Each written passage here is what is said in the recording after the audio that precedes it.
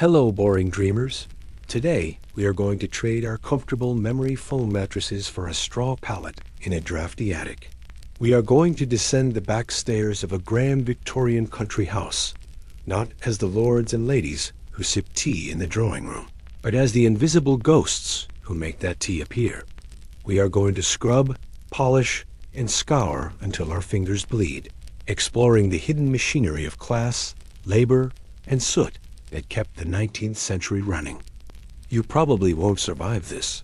Between the toxic cleaning chemicals, the open fires, and the crushing social repression, your odds of making it to retirement are about the same as a snowflake in a blast furnace.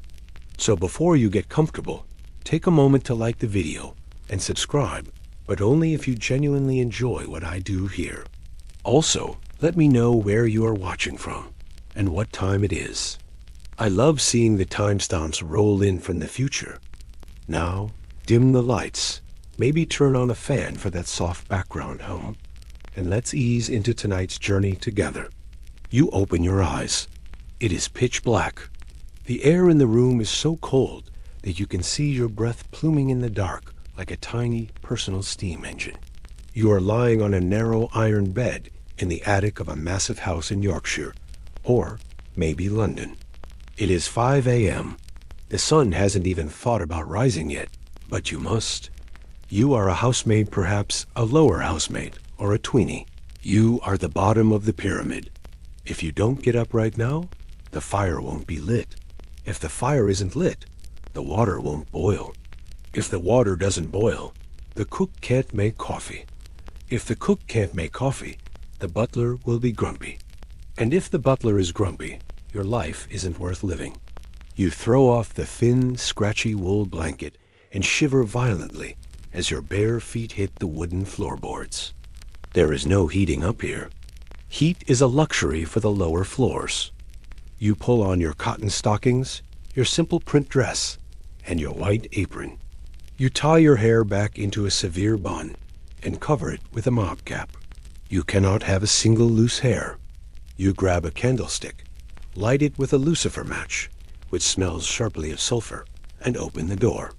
You step out onto the back stairs. These aren't the sweeping, carpeted staircases with mahogany banisters that the family uses. These are narrow, steep, uncarpeted wooden steps that spiral down through the spine of the house like a dark secret. They are designed to be invisible. They are designed to muffle the sound of your footsteps, so the real people sleeping in the bedrooms, the master, the mistress, the daughters, don't have to be reminded that you exist. You descend into the belly of the beast. The house is silent, breathing slowly. It smells of beeswax, stale cigar smoke from the night before, and the faint underlying dampness of stone. You reach the ground floor and head straight for the drawing room. This is the heart of the social stage. Last night, it was full of laughter and piano music. Now, it is a tomb of cold ash and gray shadows. Your enemy awaits you, the fireplace. It is a massive, ornate cast-iron grate. It looks dead. It is filled with the gray, powdery corpse of yesterday's coal fire. You drop to your knees on the hearthrug, which you have carefully rolled back to protect it. You are about to perform the morning ritual of doing the great. This is a mainstream historical fact. The Victorian obsession with coal fires was the driving force of domestic labor. A large country house might have 40 or 50 fireplaces. Every single one of them had to be cleaned, polished, and laid fresh every single morning before the family woke up. This wasn't just about heat. It was about status. A blazing, clean fire was the symbol of a well-run home. If the grate was dusty, or if the fire smoked, it was a moral failing. The housemaid spent roughly 1/3 of her waking life on her knees in front of a grate. You scoop out the cold ash with a shovel, trying not to sneeze. If you make a mess, you have to clean the whole room again. You carry the ash bucket out, then return with your tools. You aren't just cleaning the iron. You are blackening it. You open a tin of blacklead. This is a paste made of graphite plumbago mixed with a liquid usually turpentine or sometimes vinegar. It is thick, black, and greasy. You dip a stiff brush into the blacklead and start scrubbing the cold iron bars of the grate. Scrub, scrub, scrub. The smell is intense. The turpentine fumes hit the back of your throat. The graphite dust flies into the air, coating the inside of your nose. You have to scrub until the iron glows with a dull, menacing shine. If the head housekeeper comes in later and finds a single dull spot, she will make you do it again. Here is a quirky fringe tidbit. The medical consequences of this specific chore were so prevalent they had their own name. Housemaid's knee, prepatellar bursitis, was a swelling of the bursa sac in the knee caused by hours of kneeling on hard hearthstones. But there was also lead poisoning. While blacklead is graphite, carbon, many cheaper polishing compounds in the Victorian era were adulterated with actual lead or other toxic heavy metals to give a better shine. Servants were literally inhaling heavy metal toxicity every morning before breakfast. You are polishing the family's status symbol with your own lung health. You finish the blackleading. Your hands are stained dark gray. The grate looks like a piece of military hardware. Now you have to build the fire. You crumple up yesterday's newspaper, ironed flat by the butler, but we'll get to that. You lay the kindling sticks of dry wood. Then you place the lumps of coal. You don't just dump them on. You place them with architectural precision so air can flow through. You strike a match. The paper catches. The wood snaps. The coal begins to smoke. You sit back on your heels for a second, watching the yellow flame lick up the chimney. This is the only moment of peace you will have all day. But then you hear a creak upstairs. The house is waking up. This brings us to a fierce scholarly debate, the separate spheres argument. Historians have long argued about how rigid this separation was between upstairs and downstairs. The traditional view is that it was absolute and apartheid of domestic service, where servants were invisible automatons. But recent social historians, analyzing diaries and letters, argue that the green baize door, the door separating the service wing from the family wing, was actually quite porous. Servants and masters lived in an intimate, uncomfortable proximity. You know their secrets. You wash their underwear. You hear their arguments. The separation was a performance, a fiction maintained by ritual, but biologically and socially, you are part of a single pulsating organism. You are the kidneys of the house. They are the face. One cannot survive without the other. You stand up. Your knees crack. You gather your brushes and your blacklead tin. You have finished the drawing room. But there is the library, the morning room, the dining room, and the hall. But before you can move to the next grate, a bell rings in the distance. A sharp, jangling sound that echoes from the servants' hall in the basement. It isn't the front door bell. It's the bell for hot water. The family is stirring. And in a Victorian house, there is no plumbing that brings hot water to the bedrooms. The plumbing is you. You drop the blacklead. You have to run to the kitchen. You have to fill the copper jugs. And you have to climb. You are about to enter the invisible staircase marathon. You are about to learn that gravity is the greatest enemy of the working class. You race down the stone corridor to the kitchen.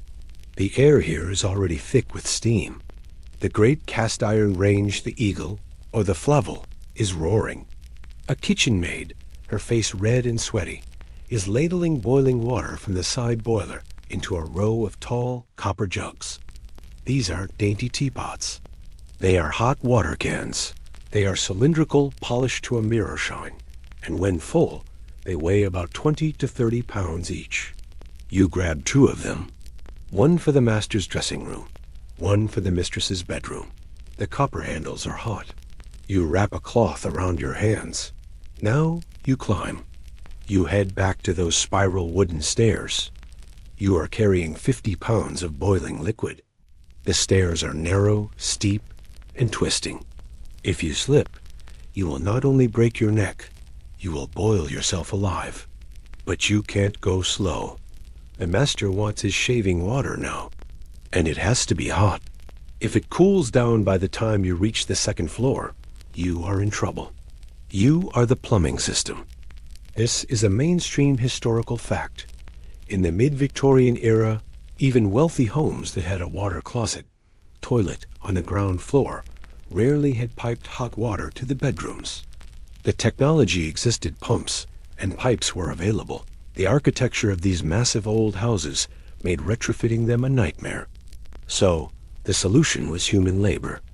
Every drop of water used for washing, shaving, or a hip bath in the morning had to be carried up by hand. And every drop of dirty slop water had to be carried back down. A single hip bath required about 15 to 20 gallons of water. That means a maid had to make 4 or 5 trips up 3 flights of stairs, just so one person could get clean. You reach the first landing. Your arms are burning. Your lungs are screaming for air, but you must breathe quietly. You cannot be heard panting like a racehorse outside the lady's door. You reach the door. You don't knock. Knocking is rude in the morning. You scratch gently on the wood, like a mouse. "Come in," a sleepy voice says. You enter the bedroom. It smells of lavender and sleep. The curtains are drawn. You move silently across the thick carpet, placing the can in the washstand basin. You cover it with a towel to keep the heat in. Then you become invisible. You back out of the room, closing the door without a click. You don't get a break.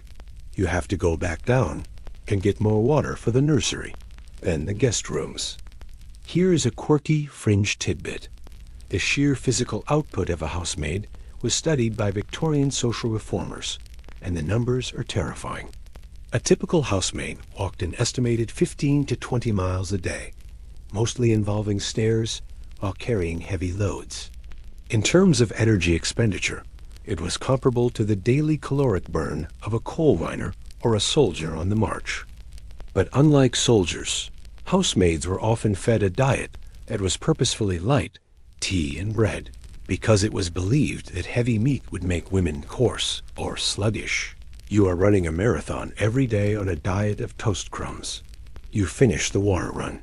Your shoulders feel like they are being pulled out of their sockets. You head back down to the basement, to the scullery. The scullery is the lowest circle of this domestic hell. The kitchen is for cooking. The scullery is for cleaning. It is a stone-floored room filled with deep stone sinks, piles of greasy pans, and a damp, sour smell. And standing there, up to her elbows in gray, greasy water, is the scullery maid. She is usually the youngest servant, maybe 13 or 14 years old. She looks exhausted. She has been up since 4:30 a.m. This brings us to a fierce scholarly debate. The labor versus technology stagnation. Economists and historians argue about why the Victorians were so slow to adopt domestic conveniences like centralized plumbing or gas stoves, even when they were standard in factories. The leading theory is the cheap labor trap. Because human labor, was so incredibly cheap, there was no economic incentive to invest in expensive pipes. Why spend £500 installing a hot water system when you can hire a girl from the village for £10 a year to carry the water until her back gives out?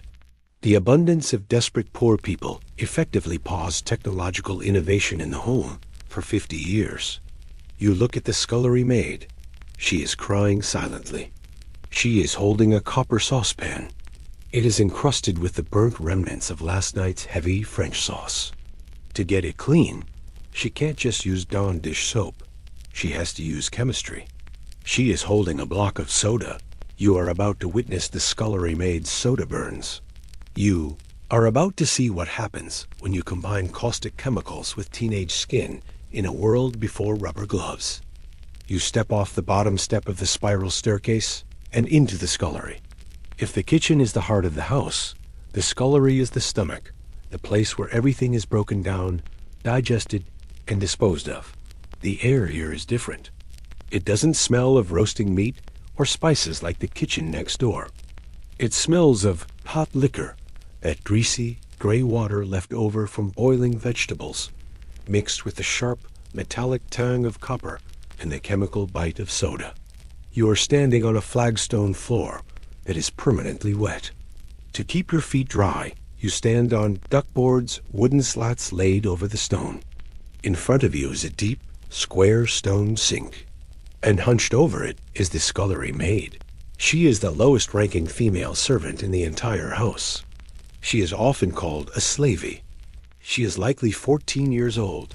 Her arms are red up to the elbows, and she is crying. Not loud, sobbing tears. She doesn't have the energy for that. Just a silent, steady leak of misery as she scrubs. She is holding a block of soda. This isn't baking soda. This is washing soda sodium carbonate. It is a highly alkaline chemical used to cut through grease. In the 21st century, you would handle this with thick yellow rubber gloves. Here, she handles it with her bare skin. You watch as she dissolves a chunk of the soda in a bucket of boiling water. The water turns cloudy. She plunges her hands in. She pulls out a copper saucepan encrusted with the blackened remains of a glaze. She begins to scrub. The soda works. It reacts with the animal fats on the pan, turning them into soap, a process called saponification. But it doesn't distinguish between the fat of a dead cow and the fat in the girl's living skin. You look at her hands. They are swollen. The skin is cracked, peeling, and raw. This is soda dermatitis, or simply scullery hands. The alkali is slowly dissolving the lipid barrier of her epidermis. Every time she dips her hands back into the hot water, the cracks scream. Salt water would hurt. Soda water burns like fire. But she can't stop because the cook is watching. The cook is the dictator of this domain. She stands in the doorway, hands on her hips, her face flushed from the heat of the range, and perhaps a secret nip of cooking sherry. "Faster, girl," she shouts. The master wants his kidneys deviled, and I need that pan. This is a mainstream historical fact.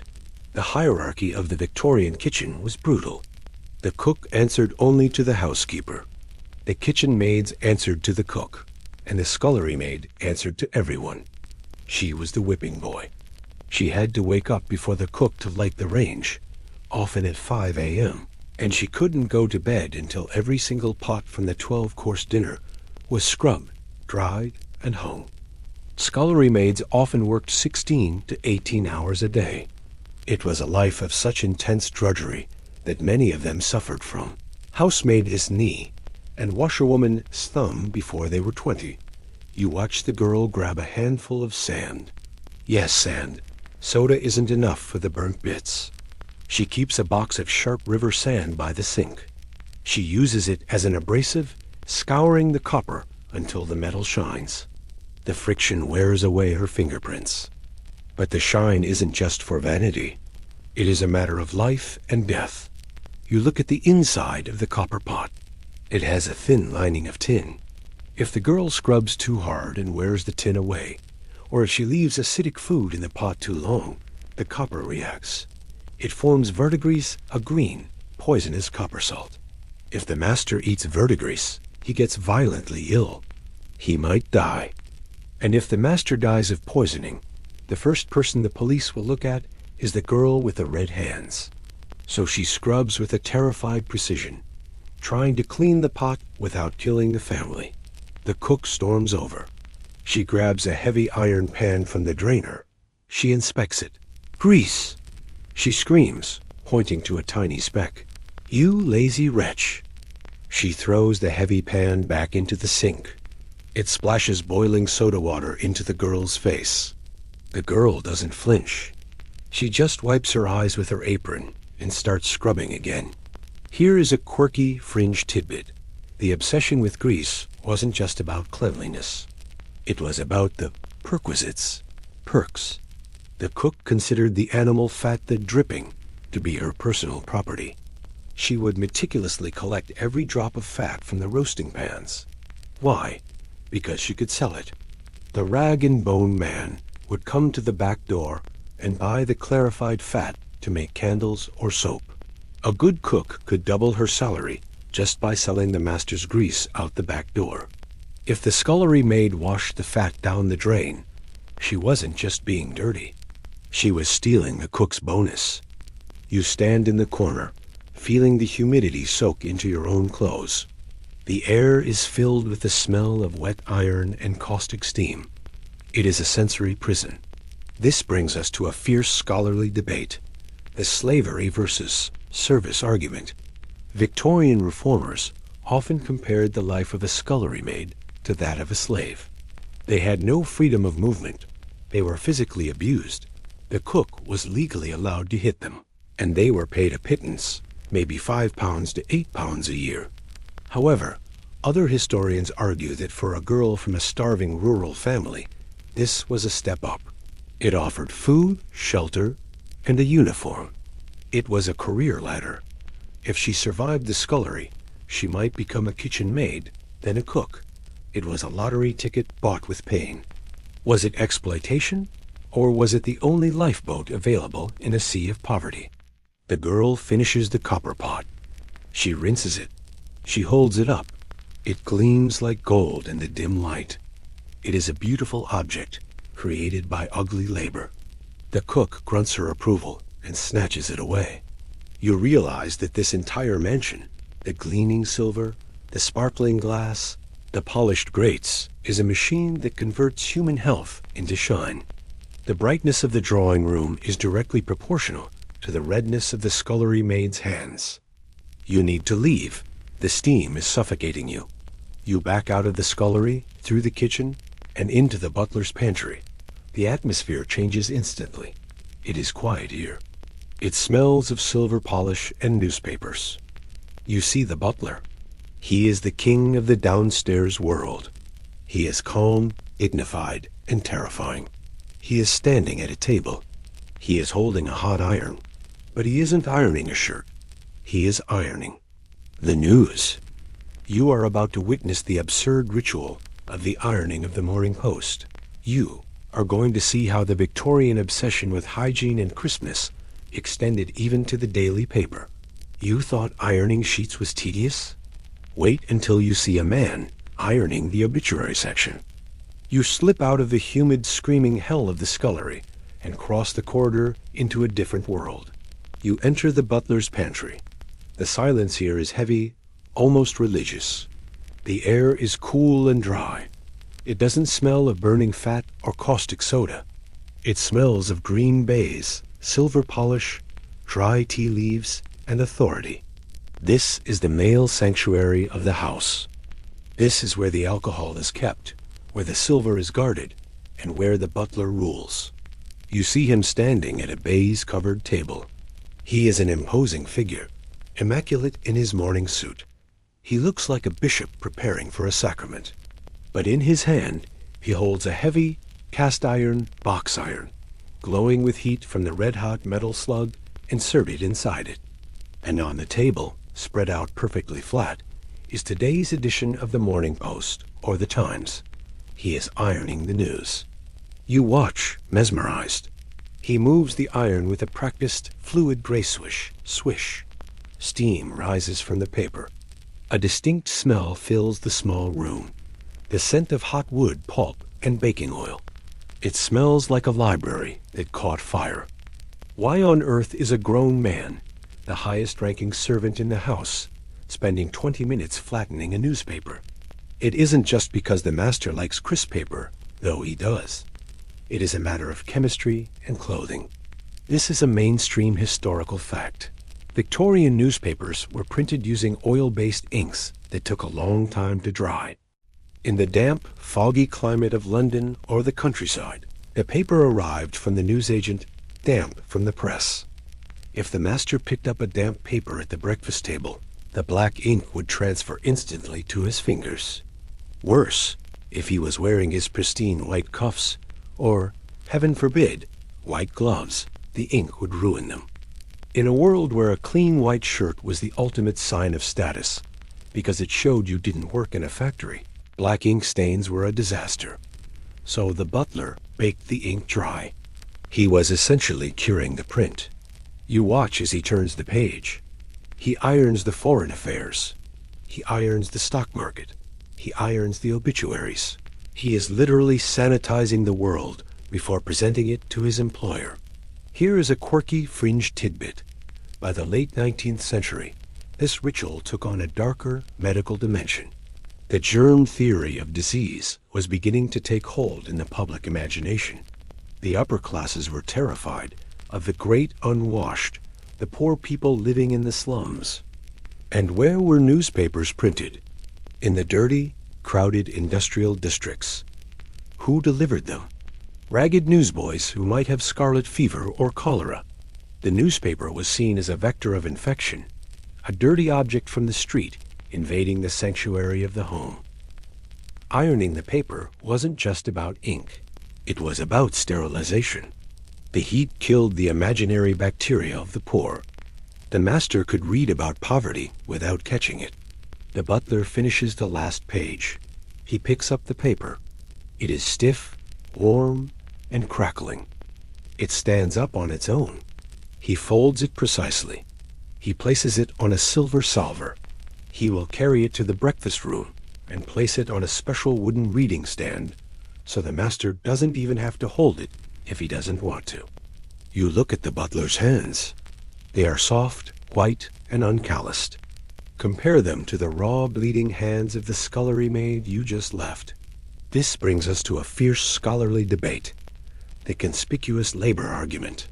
Sociologist Thorstein Veblen, in his 1899 classic, The Theory of the Leisure Class, argued that rituals like ironing the newspaper were performed because they were wasteful. It demonstrated that the master was so wealthy he could afford to pay a man to do something completely useless. If the paper was slightly damp, it didn't really matter, but paying a full-time servant to ensure it wasn't was a power move. It was vicarious consumption. The servant consumes his own time and energy to produce a temporary luxury for the master. Modern historians debate whether this was purely performative status signaling, or if the practical benefits, dry ink, were actually the primary driver. Was it utility, or was it theater? The butler catches you staring. He raises a single eyebrow. "The housekeeper is looking for you," he says. His voice dry as the paper. "She is in the still room." You freeze. The housekeeper, Mrs. Hughes, or whatever her terrifying name is in this house. If the butler is the king of downstairs, the housekeeper is the queen. But while the butler deals with the wine and the plate, the housekeeper deals with the supplies. She holds the keys. You back out of the pantry, terrified. You head down the corridor toward the still room. The still room is a relic of an older time. Originally, it was where medicines and perfumes were distilled, hence, still. Now, it is the housekeeper's command center. It is where the jams are kept, where the cakes are stored, and where the tea and coffee are measured out. You walk in. The room is lined with cupboards, all locked. The housekeeper stands at a table, looking like a jailer. She is holding a key ring that jingles menacingly. She is staring at a small wooden box. It is a tea caddy, and she is unlocking it with the gravity of a banker opening a vault. You are about to witness the housekeeper's sugar jail. You are about to learn that in a Victorian mansion, grocery ingredients were treated like contraband. You are about to see that the greatest crime a servant could commit wasn't murder. It was sweetening their own tea. You stand in the still room, trying to make yourself as small as possible. The housekeeper, a woman who looks like she was carved out of granite and dressed in black bombazine, is ignoring you. She is focused entirely on the ritual of the keys. She wears a chatelaine at her waist, a heavy silver clip from which a dozen keys dangle on chains. They chime with every step she takes. Ching, ching, ching. It is the soundtrack of your incarceration. She selects a small, intricate key and inserts it into the lock of a beautiful rosewood box sitting on the table. This is the tea caddy. To you, it's just a box. To the Victorian household, it is a bank vault. The housekeeper opens the lid. Inside, there are 2 lead-lined compartments and a glass mixing bowl in the center. She picks up a dedicated spoon, a caddy spoon, often made of silver or shell. She measures out the tea leaves with the precision of a chemist handling uranium. 1 spoon for the master, 1 spoon for the mistress, 1 spoon for the pot. She does not measure one for you. You are about to receive your allowance. This is a mainstream historical fact. In a large Victorian house, food was not a free-for-all. Servants were given strict weekly rations of the expensive commodities: tea, sugar, and butter. A typical allowance was 2 ounces of tea and 1 pound of sugar per week. That's it. If you liked your tea strong or your porridge sweet, you ran out by Wednesday. For the rest of the week, you drank water bewitched, hot water with a single-used tea leaf floating in it. Or you learned to steal. The locking of the tea caddy wasn't just paranoia. For most of the 18th and early 19th centuries, tea was so heavily taxed it cost more than gin. By the Victorian era, prices had dropped, but the habit of treating tea like gold bullion remained.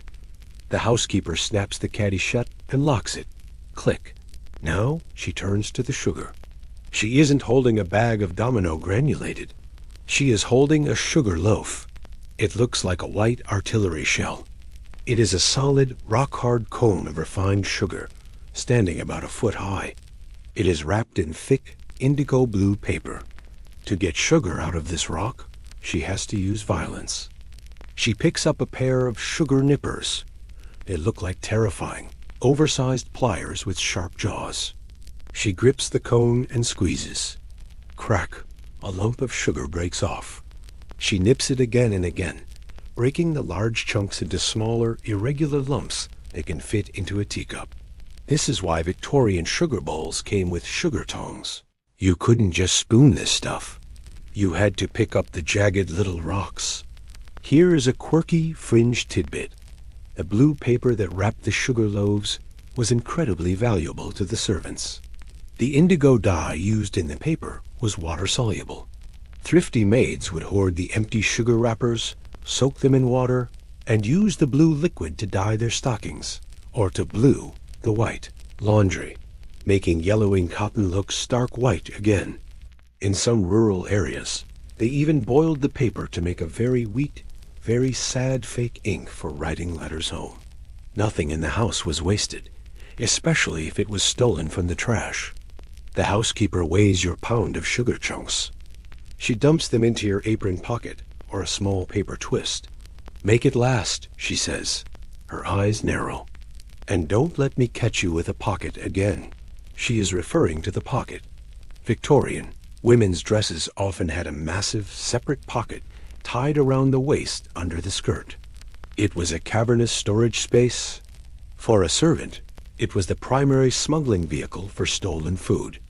A maid could fit a whole roast chicken leg, a handful of tea, and 3 candle ends in her pocket and walk out the back door without a bulge showing.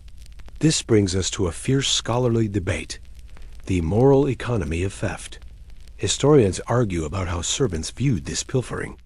Did they see themselves as criminals? Evidence suggests no. They viewed it as their customary right.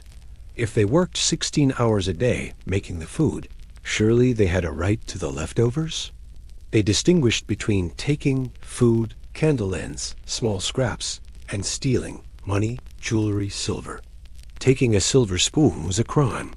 Taking a spoon of sugar was just survival. The masters, however, saw it all as embezzlement. The locked caddy was the physical manifestation of this class war.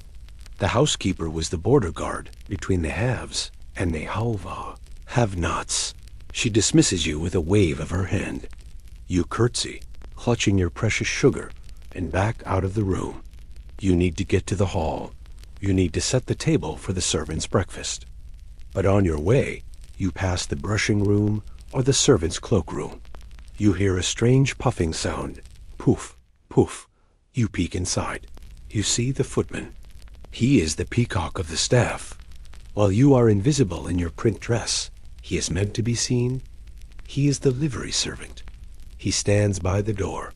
He rides on the carriage. He waits at the table. He was hired for his height and his calves. Yes, really. But right now, he looks ridiculous. He is standing in front of a mirror, wearing a dressing gown over his uniform. He has a cone of paper over his face to protect his nose and eyes. He looks like a bird-beaked doctor. He is holding a powder puff. He is slamming it against his head. A cloud of white dust explodes around him. He is powdering his hair. You are about to witness the footman's toxic hair powder. You are about to learn that looking like a piece of 18th century furniture required covering your scalp in a mixture of flour, grease, and lead. And you are about to see why the footman probably has a headache that never goes away. You stand in the doorway of the brushing room, watching the footman through the haze of white dust. It looks like a bakery exploded in here, but the mood is grim, almost surgical.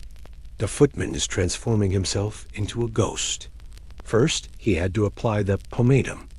This is a stiff grease, traditionally made from bear fat or lard mixed with wax, and maybe a little jasmine scent to hide the animal smell. He plastered his hair flat against his skull with this sticky goo. It acts as the glue. Now he's applying the powder. Poof, poof. He squeezes the rubber bulb of a powder puff, or shakes a dredging box.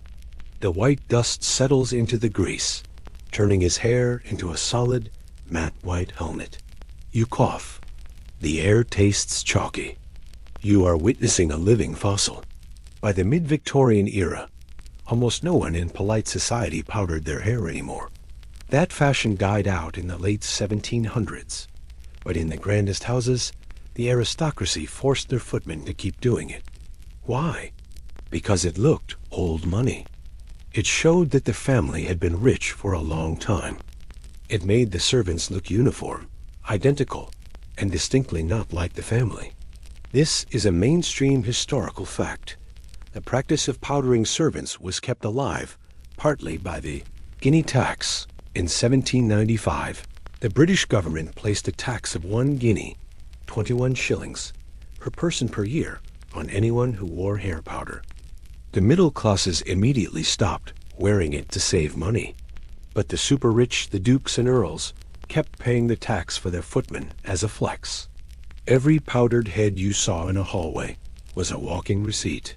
It signaled, I am so wealthy, I can pay the government just to make my servant's head white. You look closer at the powder box. It might just be violet-scented flour.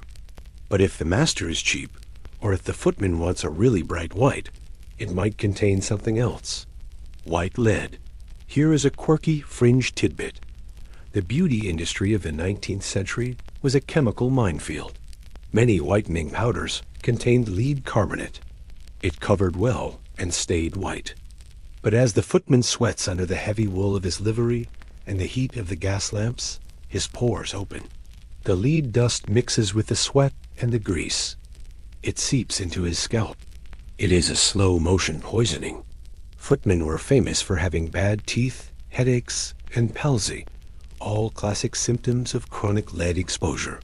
He is literally killing his brain cells to match the dining room molding. The footman puts down the puff. He removes the paper cone from his face. He checks his reflection. He looks terrifyingly perfect. He looks like a porcelain doll. And that is exactly the point. This brings us to a fierce scholarly debate, the male objectification argument. We often talk about female servants being exploited for their labor, but historians of the domestic service point out that footmen were exploited for their bodies. They were living furniture. A footman was hired by the inch. A 6-foot footman was paid significantly more than a 5'10" footman. They were often matched in pairs to look symmetrical in the hallway. If a footman got a pimple, or grew too fat, or started to bald, he could be fired. His job wasn't to be useful. The maids did the real work. His job was to be decorative. He was a trophy human. The footman turns to you. He brushes a speck of dust from his velvet collar. "Mind the door," he says, his voice muffled by the layer of gunk on his head. "And don't touch my coat." You nod and back away. You don't want to inhale any more of his status. You leave the main house. You have to go outside. It is Monday. And in the Victorian week, Monday means only one thing. It is wash day.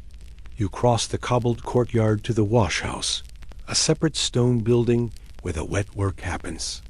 Even before you open the door, you can hear the sound. It is a bubbling, hissing roar. And you can smell it.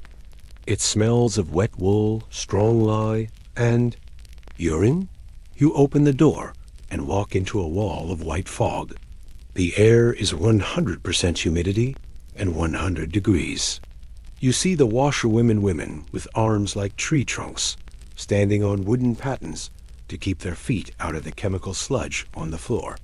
They are stirring giant copper cauldrons with wooden paddles. You are about to enter the Monday laundry vapor cloud. You are about to see how getting a white shirt white involved boiling it in a cocktail of human waste and caustic soda, and why the great unwashed were actually the ones doing the washing. You step fully into the wash house, and the door slams shut behind you, sealing you inside the cloud. The visibility here is about 3 feet. The air is so thick with steam, it feels like you are breathing soup. You are standing on a wet, slippery flagstone floor, surrounded by the washerwomen. These are often external staff women hired from the village specifically for this day, because the regular housemaids, like you, aren't strong enough to do the heavy lifting alone. And it is heavy lifting. In the center of the room are the coppers. These are massive brick structures with deep copper cauldrons set into the top and coal fires roaring underneath. The water inside is a rolling boil. You walk over to one. Inside, churning in the bubbling water, are the household sheets, tablecloths, and underwear. You grab a copper stick or a wooden paddle. Your job is to stir. You shove the stick into the mass of wet linen. It weighs a ton.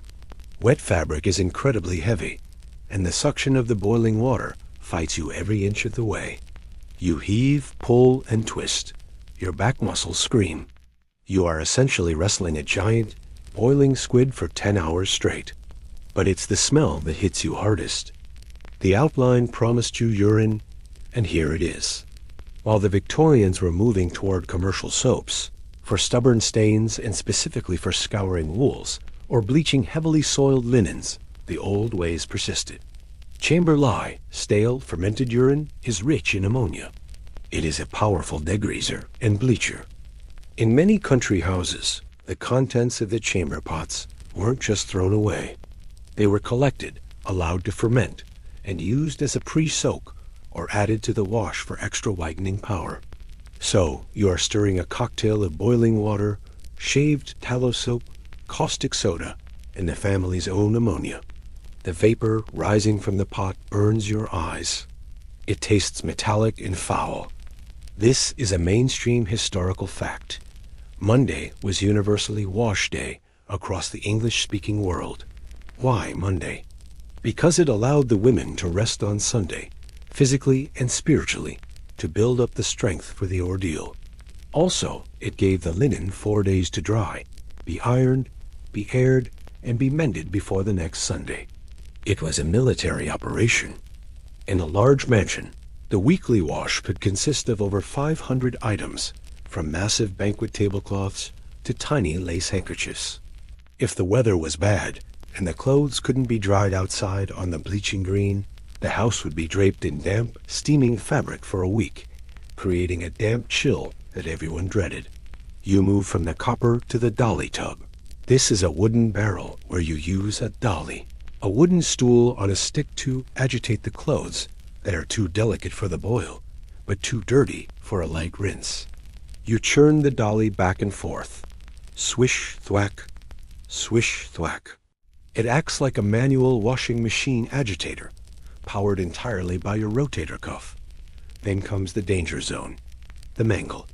You drag a basket of wet, steaming sheets over to the wringer. This is a cast iron frame with 2 massive wooden rollers compressed by a heavy spring. You have to feed the wet sheet between the rollers while turning a heavy iron handle. Crank, ... squelch, ... crank. The water gushes out into a bucket. The sheet comes out flat and damp dry, but watch your fingers. Here is a quirky fringe tidbit. The mangle was the leading cause of domestic amputation in the 19th century. If your finger got caught in the wet fabric, the rollers didn't stop. They would crush the bones of the hand and strip the skin before you could even scream. Washerwomen often had mangle hands, fingers that were permanently flattened or crooked from near misses. It was a piece of industrial machinery in the home, operated by exhausted women on slippery floors. You look at the women working around you. They are red-faced, sweating profusely, and they are drinking. There is a jug of beer, or perhaps gin, sitting on the windowsill. This was the washerwoman's allowance. Because the work was so dehydrating and the heat so intense, it was customary to provide alcohol to the laundry staff. A gin-soaked washerwoman was a Victorian trope, but it was born of necessity. The alcohol dulled the pain of the burns, the backaches, and the sheer misery of the steam. You take a sip of the warm, flat beer. It tastes like yeast and lye. You finish the mangle and toss the sheet into the bluing tub. This contains water dyed with Reckitt's blue, a synthetic ultramarine. This optical brightener counteracts the natural yellowing of the cotton, making it look stark white. You are dyeing the clothes to trick the eye. This brings us to a fierce scholarly debate. The miasma versus hygiene paradox. We assume washing clothes killed germs, and the boiling coppers certainly did. But historians of medicine point out that the sorting process, where piles of soiled linen containing typhoid, cholera, or scarlet fever bacteria from sick family members were dumped onto the floor and handled by the maids, was a massive vector for disease transmission. The Great Wash didn't just clean the house, it often killed the staff. Laundresses had terrifyingly high mortality rates during epidemics because they were physically inhaling the fomites infected particles as they shook out the dry, dirty sheets before washing. You wipe the sweat from your forehead with a wet, soapy arm. You have been in here for 6 hours. Your skin is pruning. Your lungs feel heavy with fluid, but you can't rest. The bell rings. The washing is the day staff's problem now. You are needed upstairs.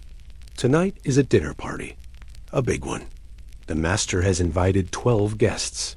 The menu is French. And the cook is on the warpath. You leave the steam of the wash house and run back to the kitchen. The atmosphere has shifted from the slow, wet misery of laundry to the sharp, high adrenaline panic of haute cuisine. You walk in to find the cook screaming at a copper pot. She is holding a whisk like a weapon. "It's breaking," she shrieks. The emulsion is breaking. You are about to witness the copper pot French panic. You are about to learn how the Victorian obsession with French sauces turned dinner into a high-stakes chemistry exam where one drop of oil could ruin a career. You burst into the kitchen. The scene before you is pure, unadulterated chaos. The laundry was a slow, wet slog. This is a battlefield. Tonight is a dinner of 12. In the Victorian era, this doesn't mean pizza and beer. It means a service à la Russa, style of dining recently imported from Russia and France, where courses are served sequentially by footmen, rather than placed all on the table at once. This means timing is everything. If the fish course is 5 minutes late, the entire machine jams. The air is thick with the smell of roasting venison, truffles, and the sharp vinegar tang of reduction sauces. The heat is oppressive. The great iron range is glowing red hot, and in the center of it all stands the cook. She is hovering over a copper saucepan, whisking furiously. Her face is a mask of terror. She is making hollandaise, or perhaps a béarnaise. "Don't just stand there," she screams at you. "Get the ice. It's splitting." You sprint to the ice chest, a lead-lined wooden box filled with blocks of ice imported from Norway or America. You chip off a handful and run back. The cook throws the ice into the hot sauce. She whisks like a woman possessed. She is trying to shock the emulsion back together. This is the French panic. To the master upstairs, a sauce is just a yellow liquid on his asparagus. To the kitchen staff, It is a volatile chemical emulsion of egg yolks and butter that will curdle if it gets 1 degree too hot or 1 degree too cold. And they are making it in a kitchen with no thermostat, on a coal stove that fluctuates wildly. This is a mainstream historical fact. The Victorian dinner party was an exercise in gluttony and endurance. A standard formal dinner consisted of 12 to 14 courses. Oysters, 2 soups, 1 clear, 1 thick, 2 fish, entrees, roasts, game, salads, vegetables, sweets, savories, cheese, and dessert. That is not a typo. 14 separate plates of food. For a party of 12, that means the kitchen is plating 168 dishes in a 2-hour window. It requires the logistics of a military invasion. You watch the cook. The sauce holds. She collapses slightly against the table. "Take it," she gasps. Strain it. You take the heavy copper pot. You pour the golden liquid through a tammy cloth, a piece of worsted wool cheesecloth. You have to twist the cloth to force the thick sauce through the weave, catching any lumps of scrambled egg. It burns your hands, but you don't drop it. If you drop it, you are fired. Simple as that.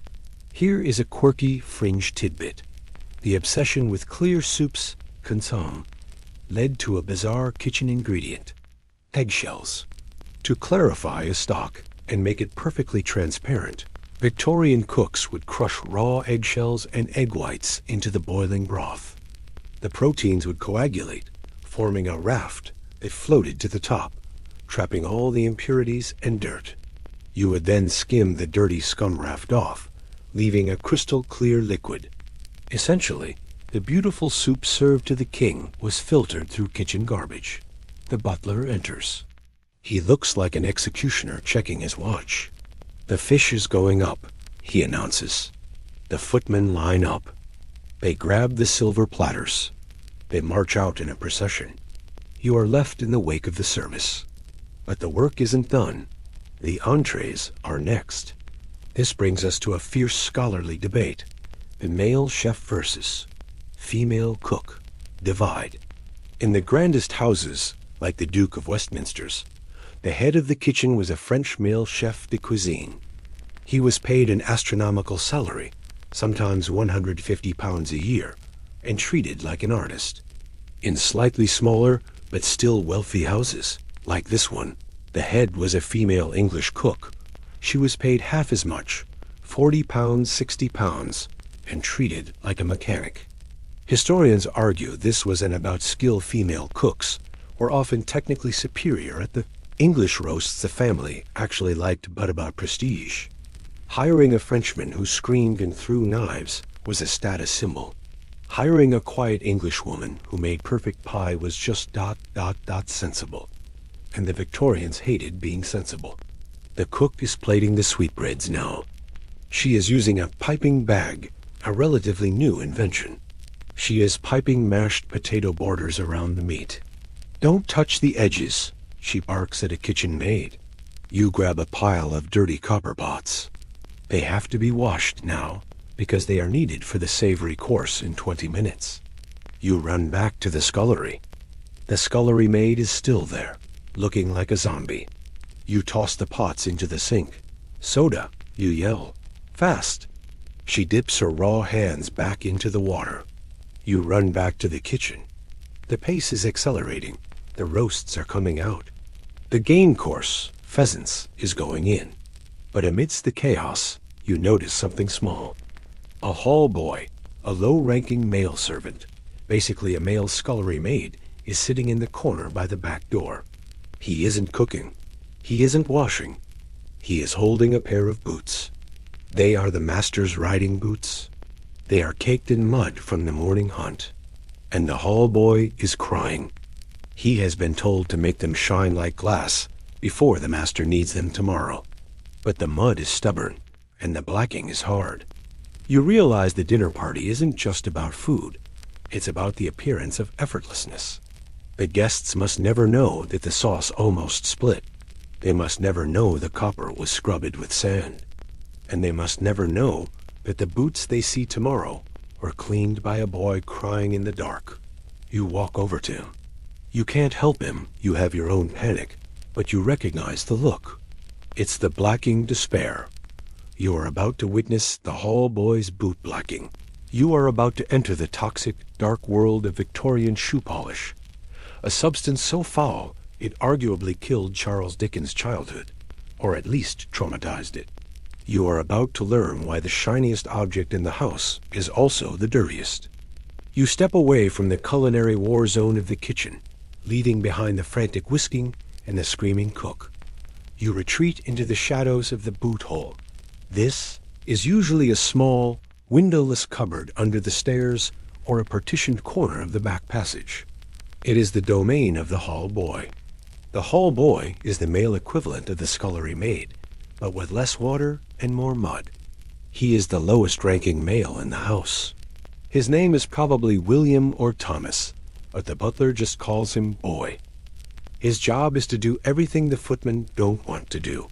And mostly, that means boots. You watch him. He is hunched over a workbench by the light of a single, flickering tallow candle. Wax candles are too expensive for the likes of him. In front of him is a row of riding boots, walking shoes, and carriage boots. They are caked in drying clay, horse manure, and street filth. He picks up a stiff brush and begins the first stage, the scrape. He has to remove every single particle of dirt without scratching the leather. If he leaves a grain of sand on the leather and then rubs it, he will gouge the finish. The master will notice, and the master will scream. Once the mud is gone, the real chemistry begins. He reaches for a stoneware jar. It is blacking. You might think shoe polish is benign stuff that smells vaguely like chemicals. But Victorian blacking was a different beast. It was essentially a corrosive jam. This is a mainstream historical fact. The most famous boot blacking of the 19th century day, and Martin Soise, a mixture of ivory black, charred bone dust, treacle, molasses, vinegar, and oil of vitriol, sulfuric acid. Yes, sulfuric acid. The acid was added to bite the leather and allow the black pigment to penetrate deep into the pores. It was noxious, sticky stuff. And the most famous victim of this industry was Charles Dickens. Before he was a writer, a 12-year-old Dickens worked 10-hour days in Warren's blacking factory, pasting labels onto jars of this toxic sludge. The trauma of that experience, the smell of the rotting rats in the cellar, and the stinging acid haunted his writing forever. Every time you read about a miserable child in Oliver Twist, you are really reading about boot polish. The hall boy dips a rag into the blacking. He smears the thick, treacle-like paste onto the boot. It smells sharp and sweet, a sickening combination of sugar and sulfur. He rubs it in. The leather drinks it up. But it looks dull. It looks matte black. To get the glass finish that a gentleman requires, the boy has to use the secret weapon. He picks up a smooth, white stick. It looks like a piece of polished ivory. It is a deer bone. Here is a quirky, fringe tidbit. This technique was called boning, or champagne polishing. After applying the blacking, the servant would take a smooth shin bone of a deer, or sometimes a hard, smooth piece of wood, and rub it violently against the leather in small circles. The pressure and friction would compress the grain of the leather, closing the pores and creating a completely smooth, reflective surface. It was laborious. It took hours of rubbing to bone a pair of boots properly, but the result was a shine so deep you could literally see your face in it. Military officers demanded it. If a fly landed on the boot, it should slip off. The boy rubs. Rub, rub, rub. His arm is vibrating with the effort. He is sweating. Why does he do it? Why does he sit in the dark, inhaling sulfuric acid fumes, scraping horse dung off another man's shoes? He does it because he is looking at the footmen's calves. He wants to be promoted. If he works hard enough, if his boots are shiny enough, and if he grows tall enough, he might get to trade his rough fustian jacket for the velvet livery. He might get to powder his hair. He might get to stand in the hall and do nothing but look pretty. He is climbing the greasy pole of domestic service, one boot at a time. This brings us to a fierce scholarly debate, the dead-end versus apprenticeship argument. For a long time, historians viewed the job of hall boy as pure exploitation child labor with no future.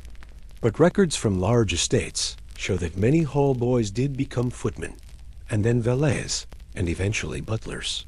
It was a rigorous, if abusive, apprenticeship system. A butler earning £60 a year, a huge sum, almost certainly started as a boy crying over a muddy boot. The system was cruel, but it was one of the few meritocracies available to the uneducated working class. If you could take the abuse, you could run the house. The boy finishes the boot. He holds it up to the candle. The leather gleams. It looks liquid. The cracks in the mud are gone, hidden under layers of carbon and sugar. He sets it down and picks up the next one. It is a lady's riding boot, smaller, more delicate. He sighs. He is tired. He wants to go to sleep. But the boots must be done by morning. You leave him to his rhythmic rubbing. You head back toward the main staircase. The dinner party is winding down upstairs. The ladies have retired to the drawing room, while the men stay in the dining room for port and cigars. But the mistress has signaled she is tired. She is heading up to her boudoir. This is your cue. Or rather, it is the cue for the highest-ranking female servant in the house. You are about to meet the lady's maid. She is not like you. She doesn't scrub floors. She doesn't touch coal.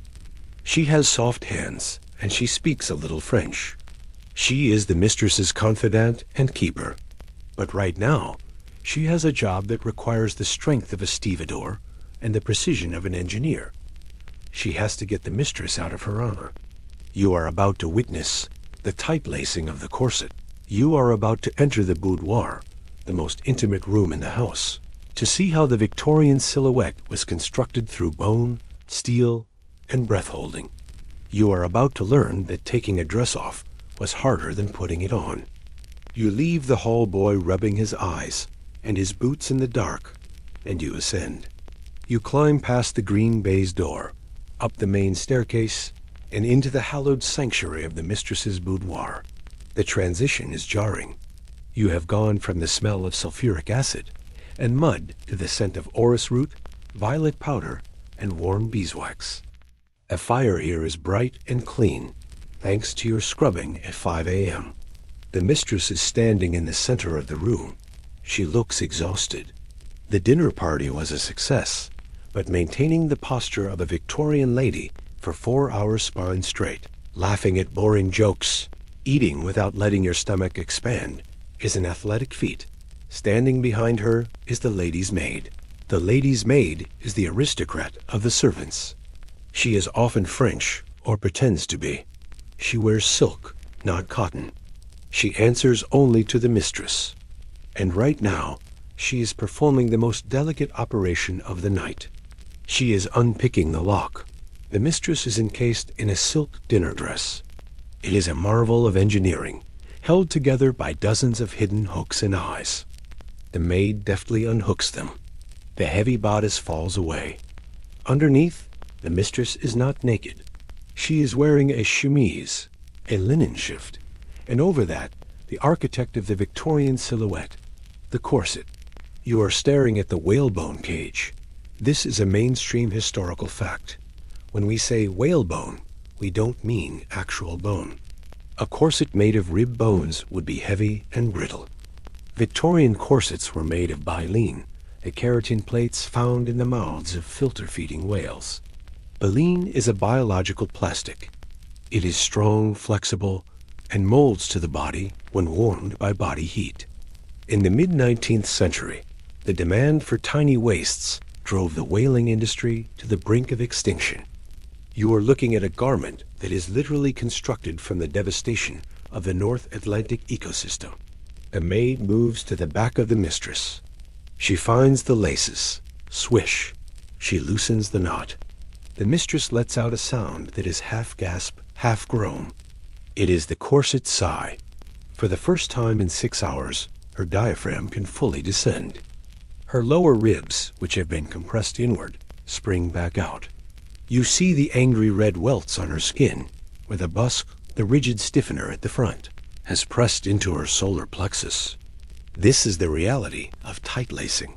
While most Victorian women didn't tight-lace to the extreme, 16-inch waists of fetish photography, formal evening wear, required a rigid, conical shape. To achieve this, the corset was laced tight enough to reduce the natural waist by 2 to 4 inches. Here is a quirky, fringed tidbit. The corset wasn't just a cage for the waist. It was a trap for hygiene. You couldn't wash a Victorian corset.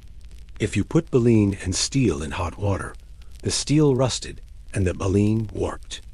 So women wore them for years. They relied on the chemise underneath to catch the sweat, but inevitably, the corset absorbed the body's oils. To mask the smell, women used sachets of sachet powder tucked into the bosom. But underneath the expensive perfume, there was often a stale, musky scent of old sweat. The lady's maid knows this smell intimately. It is the secret scent of the upper class. The maid peels the corset off. The mistress rubs her sides. "It was too tight tonight, Armstrong," she murmurs. "I could barely eat the pheasant." "Fashion demands it, ma'am," the maid replies smoothly, folding the rigid shell away. This intimacy is startling. You, the lower servant, are invisible, but the maid is touching the mistress's naked flesh. She sees the moles, the scars, the stretch marks from pregnancies that are hidden from the world.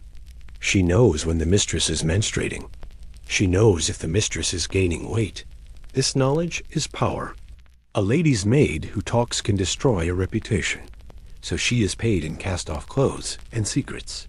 This brings us to a fierce scholarly debate, the torture versus support argument.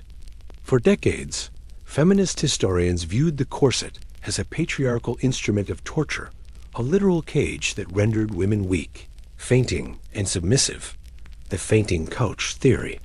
But modern fashion historians, like Valerie Steele, argue that this is exaggerated. They point out that many women loved their corsets. They described feeling supported and hugged.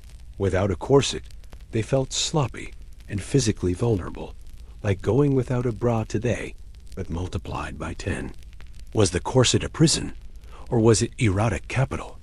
A tool women used to assert their status and sexual power in a rigid society? The mistress is now slipping into her nightgown. She sits at her dressing table. The maid begins to brush her hair. 100 strokes. The mistress closes her eyes. She is safe. She is unlaced. She is clean. But you are starving. You haven't eaten since your allevances of tea and bread. The smell of the roast venison from the kitchen has been torturing you for hours. The bell for the servants' hall dinner rings.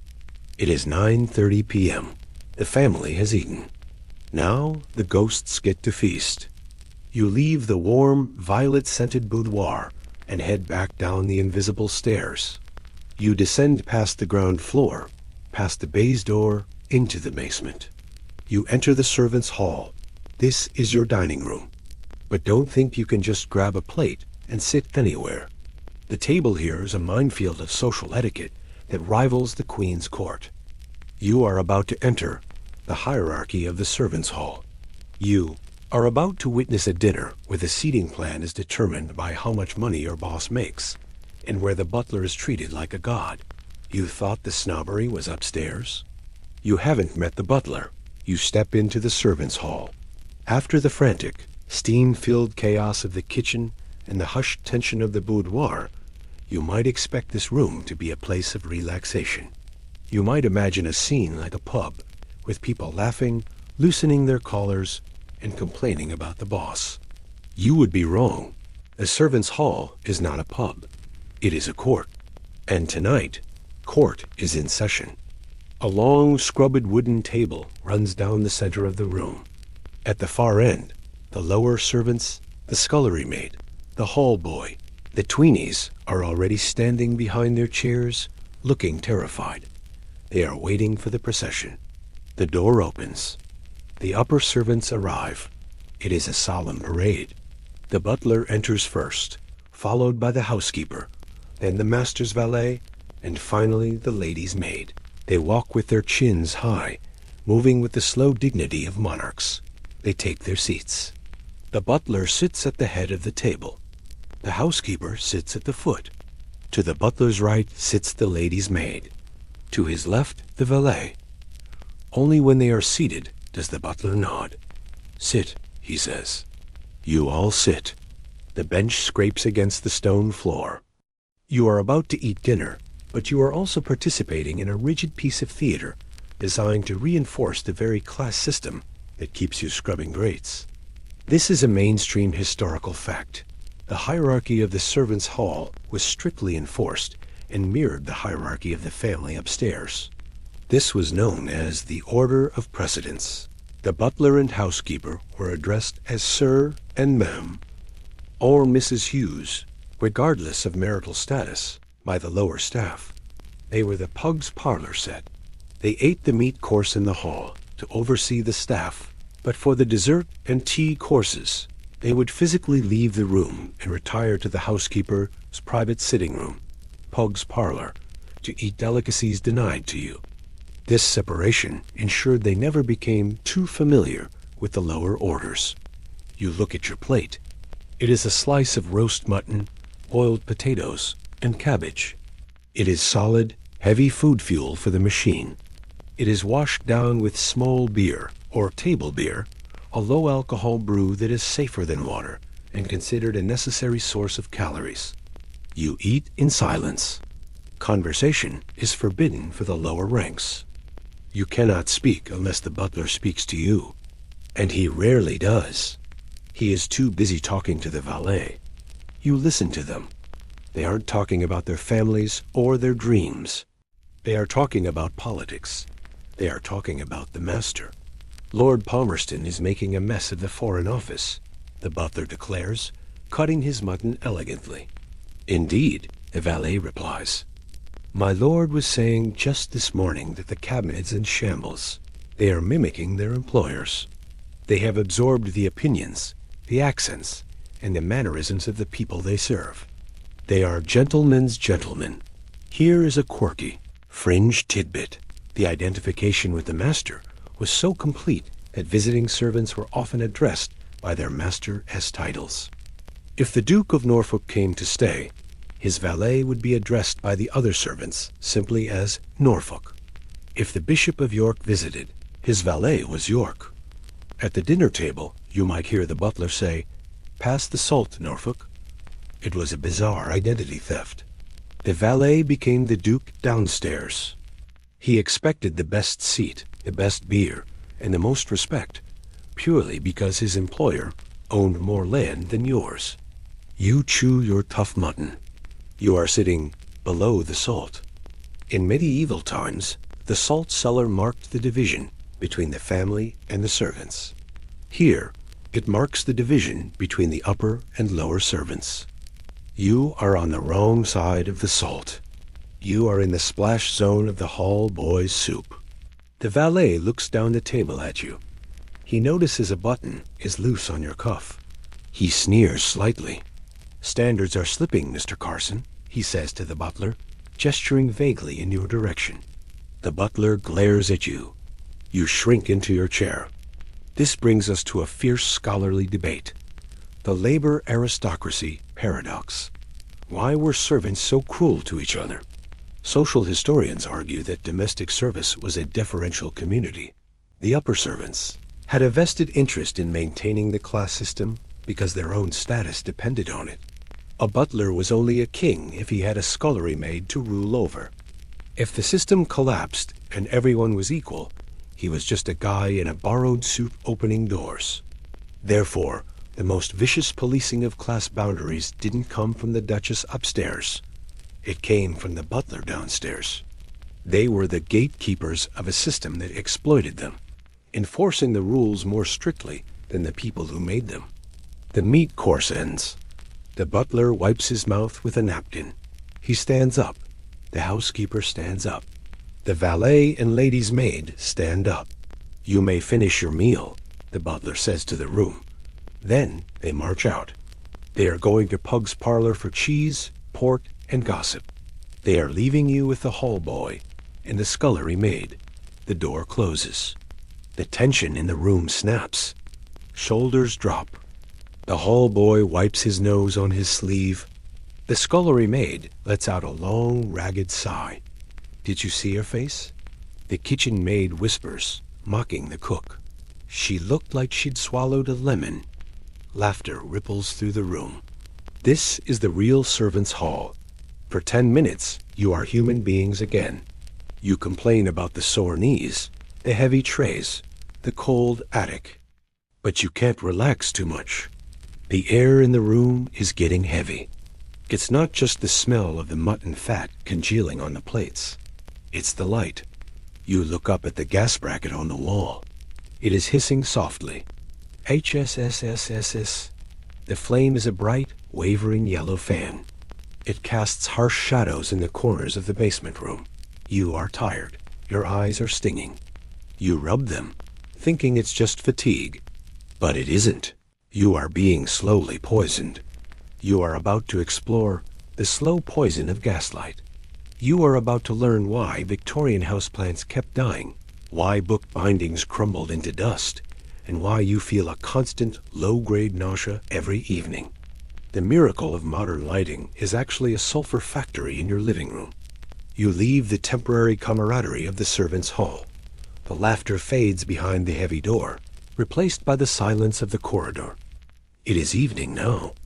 The house has shifted into its nocturnal mode. Your job isn't done. You are the keeper of the light. You pick up a taper, a long wax-coated string, and begin your rounds. You have to check the lamps. In the early Victorian era, this meant trimming oil lamps or replacing beeswax candles. But this is a modern house. This house has been fitted with the latest technology. It has gas. You walk into the hallway. High on the wall, a brass bracket is protruding like a golden snake. At its tip, a flat, fan-shaped blue-yellow flame is burning. HSSSSSS. The sound is constant. It is the sound of the 19th century. It is the sound of pressurized gas forcing its way through a tiny ceramic nipple. You check the valve. If it is too high, the flame roars and smokes, blackening the ceiling, which you will have to scrub. If it is too low, it flickers, creating a strobe effect that induces migraines. You adjust it. But as you reach up, your eyes water. You cough dryly. You are breathing in the exhaust of the Industrial Revolution, right here in the hallway. This is a mainstream historical fact. Victorian town gas, or coal gas, was not the clean-burning natural gas, methane, we use today. It was made by baking coal in an oxygen-free oven. The resulting gas was a dirty cocktail of hydrogen, methane, carbon monoxide, and crucially impurities like sulfur and ammonia. When you burned this gas in a poorly ventilated room, it didn't just produce carbon dioxide and water. It produced sulfur dioxide. When sulfur dioxide mixes with the moisture in the air, or the moisture in your eyes and lungs, it turns into mild sulfuric acid. You are essentially living inside a mild acid bath. You walk into the library to check the lamps there. The master is asleep in his chair, a book resting on his chest. You look at the book. The leather binding is crumbling. It looks like red dust. This is red rot. The sulfur in the air from the gas lamps is literally eating the leather bindings of the books. It is turning the library into a pile of acidic powder. If it does that to cow skin, imagine what it is doing to the master's lungs, and yours, and look at the plants. In the corner, there is a sad-looking fern that is turning brown. The gas attack kills most plants within weeks. They can't breathe. But there is one plant that survives. You see it in the corner, dark green, leafy, and indestructible. It is the aspidistra. Here is a quirky, fringe tidbit. The aspidistra became the definitive Victorian houseplant, not because it was beautiful, It's actually quite boring, but because it was gas-proof, it was nicknamed the cast iron plant. It evolved on the dark forest floors of Asia and could survive low light, neglect, and most importantly, high levels of sulfur pollution. It was the biological cockroach of the Victorian drawing room. If you see a period drama with huge bouquets of delicate flowers in a gas-lit room, it's a lie.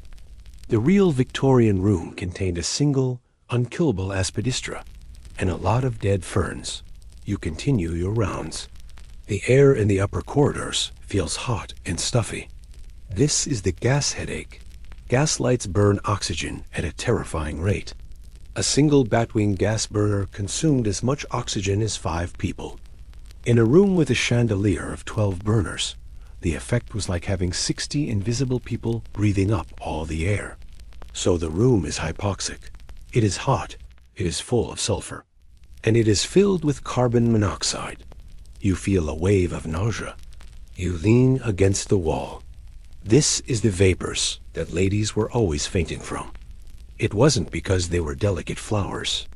It was because they were being slowly asphyxiated in their own parlors. This brings us to a fierce scholarly debate. The ventilation paradox. Why didn't they just open a window? Architects and doctors of the time knew about the gas fumes. They even invented ventilated gasoliers with tubes to suck the fumes out. But most houses didn't install them. Why? Because the Victorians were terrified of drafts and night air. Medical theory held that cold air brought disease, miasma. So they hermetically sealed the rooms with heavy velvet curtains and draft excluders, trapping the toxic gas inside. Historians argue about which fear was dominant, the fear of the invisible poison outside, miasma, or the invisible poison inside, gas. They chose to barricade themselves in with the gas. They chose the poison they could buy over the poison that was free. You turn down the gas in the corridor to a peep, a tiny blue dot of flame that serves as a nightlight. The hissing stops. The silence returns. You are exhausted. Your lungs hurt. You want to go to your headache bed, but nature calls. And not just for you. The family has gone to sleep, but they have left behind a biological problem.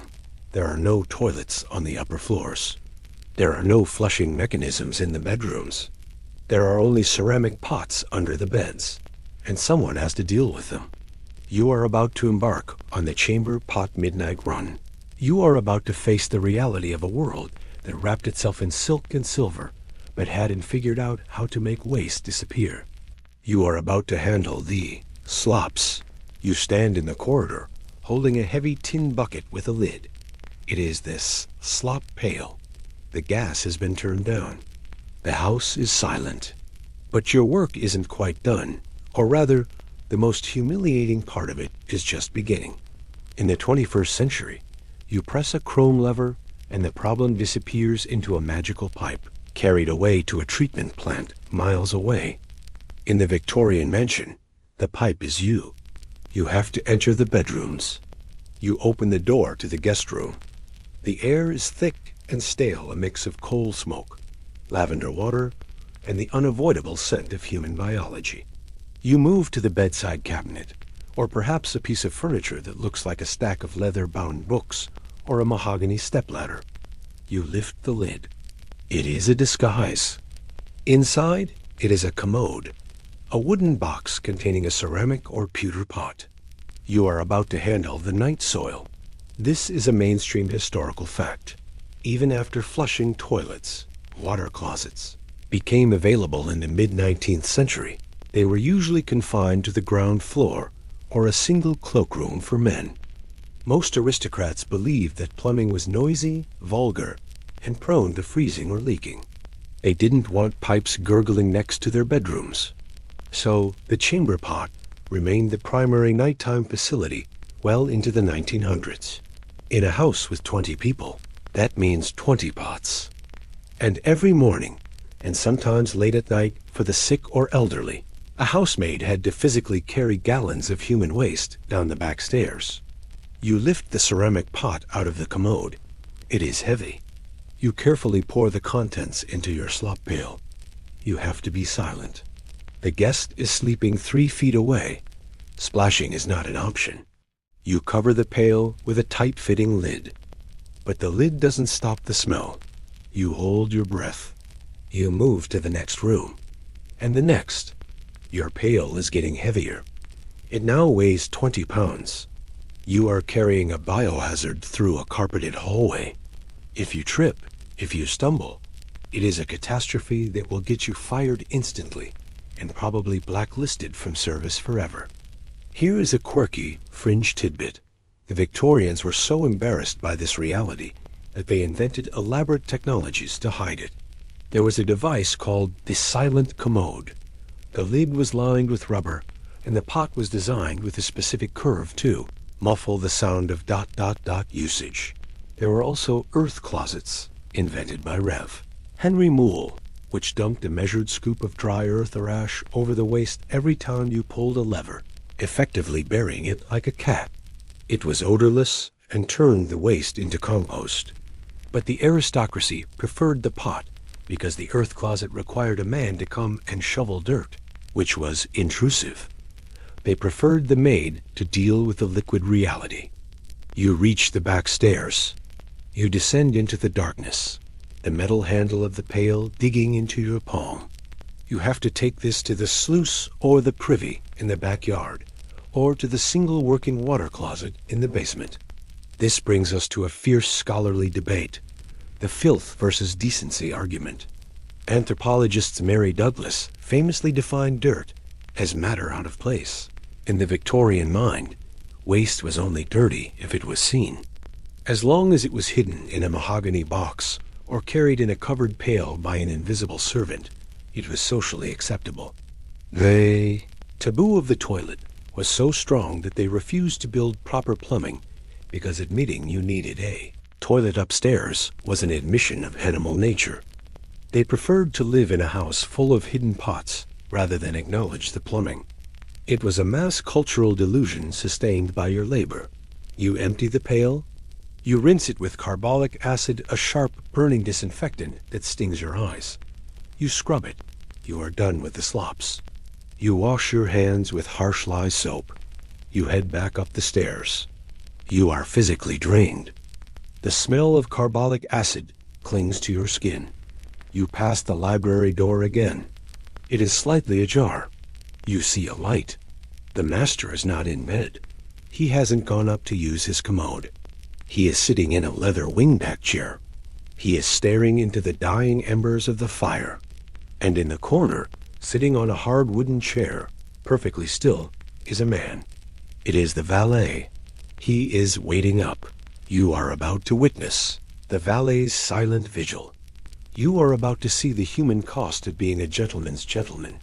You thought carrying buckets was hard. Try sitting in a dark room for 4 hours, unable to sleep, unable to read, waiting for a drunk man to decide he wants to take his boots off. You stand in the shadow of the doorway, holding your breath. The smell of the carbolic acid on your hands is sharp, but in here, the air is thick with cigar smoke and brandy. The master is slumped in his leather armchair. He has returned from his club. He is snoring softly, his cravat askew, a glass of port tilting dangerously in his hand. And in the corner, sitting on a straight-backed wooden chair, is the valet. He is not reading. He is not sleeping. He is staring at a spot on the wall. He has been sitting there for 3 hours. This is the silent vigil. You might think the hardest job in the house is yours, the scrubbing, the carrying, the physical grind. But looking at the valet, you realize there is a different kind of torture, the torture of attendance. This is a mainstream historical fact. The valet's working hours were undefined. They were simply awake when the master is awake. If the master decided to stay up until 3 a.m., playing cards or reading, the valet had to stay up until 3:05 a.m. He could not go to bed until the master was tucked in. He was a human on-off switch, controlled entirely by another man's whim.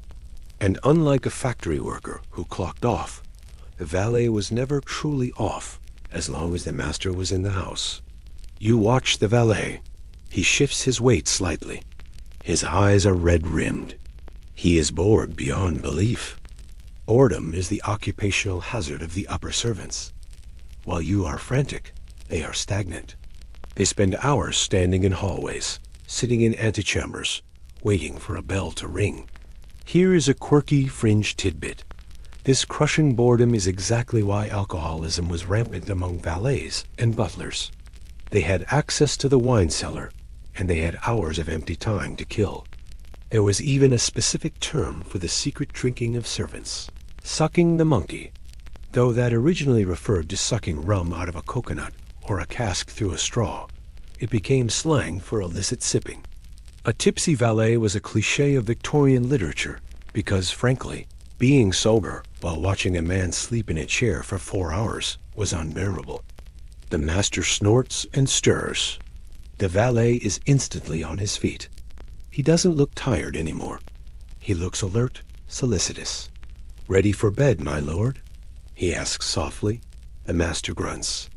"Yes, help me up." The valet takes the master's arm. He hoists the heavy man out of the chair. He guides him toward the bedroom.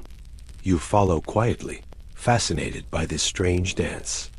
In the bedroom, the ritual of the undressing begins. The master stands there like a giant baby. The valet unbuttons the waistcoat.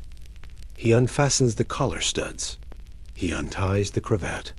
He kneels down to remove the boots, the same boots the hall boy polished with his tears earlier. This is intimate work. The valet sees the master's aging body. He sees the bruises, the paunch, the ingrown toenails. He smells the alcohol on his breath. This brings us to a fierce scholarly debate, the intimacy versus deference paradox. Historians of gender and class analyze the valet-master relationship as one of the most complex in history. It was a homosocial bond that mimicked marriage. The valet knew the master better than the wife did. He knew where the master went at night. He knew which mistress sent the letters. He was a keeper of secrets. But he was also a servant. He had to be intimate enough to wash the master's feet, but deferential enough to pretend he didn't exist. It was a psychological tightrope. Did the valet love the master? Hate him? Or did he just become a hollow reflection of him? The valet helps the master into his nightshirt. He pours a glass of water. He places it on the bedside table. "Will that be all, my lord?" "Yes. Good night, Jenkins." "Good night, my lord." The valet blows out the candle. He steps out of the room and closes the door. He leans against the wall for a second. The mask drops. He looks exhausted. He looks old. But he has one consolation. He looks down at the pile of clothes the master just took off. The waistcoat is fraying slightly at the pocket. The master probably won't wear it again. If the master discards it, it becomes the valet's property. This was the perquisite of the wardrobe.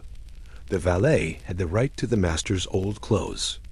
This meant that on his day off, the valet could walk down the street wearing a suit cut by the finest tailor on Savile Row. He was a gentleman's gentleman, dressed in the skin of his employer. It was a strange form of payment. You give me your life, and I give you my old shell. The valet gathers the clothes. He walks toward his own room, which is usually adjacent to the master's. He will sleep with one ear open, in case the bell rings in the night. The house is finally, truly quiet. The master is asleep. The mistress is asleep. The butler is asleep. The valet is asleep. It is 11:30 p.m. You are the last one awake. You still have to climb. You pick up your candle. It is a stub now, burning low. You head for the back stairs. You have to go up, past the ground floor, past the first floor bedrooms, past the nursery on the second floor. You have to go to the attic. You are about to experience the cold attic collapse. You are about to see where the machine parts are stored when they aren't working. You are about to enter the space that has no fireplace, no carpet, and no privacy. You are going home. You climb. Your legs are lead. Every step is a physical negotiation with gravity. You pass the nursery on the third floor. You can hear the soft breathing of the children and the snore of the nanny. They are warm. You keep climbing. The carpet ends. The polished mahogany banister ends, replaced by rough, splintery pine. The air gets colder with every step.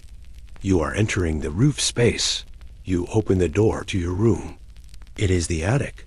The ceiling slopes sharply. You can only stand upright in the very center of the room. The floor is bare wood. The window is a tiny dormer, rattling in the wind. There is no fireplace. There is no heat source. This is a mainstream historical fact.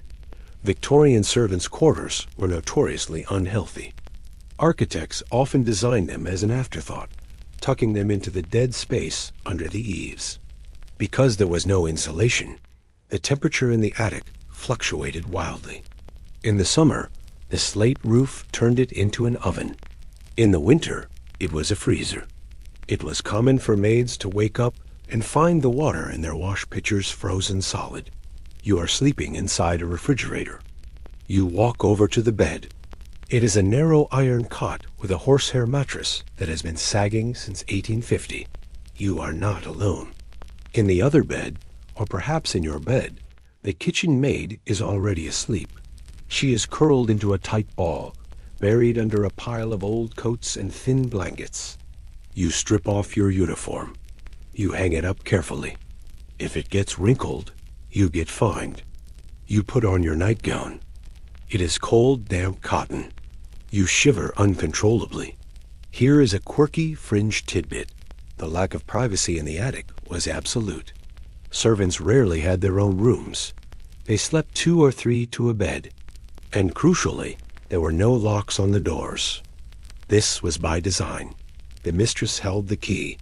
At any moment, she could and would walk in to inspect your boxes for stolen sugar or immoral literature. You are an adult woman with a job, but you are treated like a delinquent child in a reform school. You blow out the candle. The room plunges into absolute darkness. You climb into bed. The sheets are freezing. You curl your legs up to your chest, trying to preserve your core heat. You press your back against the kitchen maid. She grunts in her sleep but doesn't move. You are 2 engines trying to keep each other running. This brings us to a fierce scholarly debate, the moral architecture argument.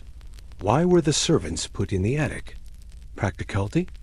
Yes, but historians argue it was also about sexual geography. By putting the female servants in the attic and the male servants in the basement, or a separate wing, the master was trying to prevent fraternization. The house was designed as a fortress against libido. The vertical distance, 6 flights of stairs, was the Victorian method of birth control. Of course, it didn't work. Back stairs are dark places, but the freezing attic was the architectural expression of the master's desire to control your body, even when you are asleep. You lie there. Your body slowly begins to warm up. Your knees throb from the scrubbing. Your hands sting from the soda. Your lungs ache from the gas. Your back burns from the carrying. You check the time in your head. It is midnight. The bell will ring at 5 a.m. You have 5 hours. 5 hours where you don't belong to the master. 5 hours where you don't have to be invisible. 5 hours where you are just a person, floating in the dark. You close your eyes. You listen to the wind howling around the slate roof. You are tired. So tired that the cold doesn't matter anymore. So tired that the hard mattress feels like a cloud. The house is a machine, and you are the gear. But for now, the machine has stopped. You drift. The grates can wait. The boots can wait. The copper pots can wait. Sleep. And now, let the image of the freezing attic fade away. The rattling of the window pane stops. The smell of the extinguished candle vanishes. The cold draft that was biting at your toes dissolves into warmth. You are no longer in the Victorian roof space. You are no longer crowded into a narrow iron bed. You are no longer waiting for the bell to ring. You are here, in your time, in your space, Feel the difference. Feel the softness of the mattress under you. No lumps, no horsehair, just support. Feel the warmth of your blankets. Not heavy, scratchy wool, but light and comforting. You have your own room. You have your own lock. You are safe. Let your body acknowledge the luxury of rest. You haven't scrubbed a grate today. You haven't carried 50 pounds of water up 3 flights of stairs. Your hands are clean. Your lungs are breathing fresh, filtered air. Let your shoulders drop. Imagine the weight of those copper cans sliding off them, leaving them light and loose. Unclench your hands. Let the imaginary scrub brush fall from your grip. Let your fingers soften and relax. Take a deep breath in, filling your chest with the quiet, peaceful air of your room. And let it out slow ... releasing the tension of the day, releasing the ghost of the work. The house is quiet. The fires are out. The gas is turned off. The servants are sleeping. The master is sleeping. The history book is closed. There is nothing you need to do right now. There is no bell that will ring. You are free to drift, to dream, to sink deeper into the comfort that you deserve. The night is yours. Rest.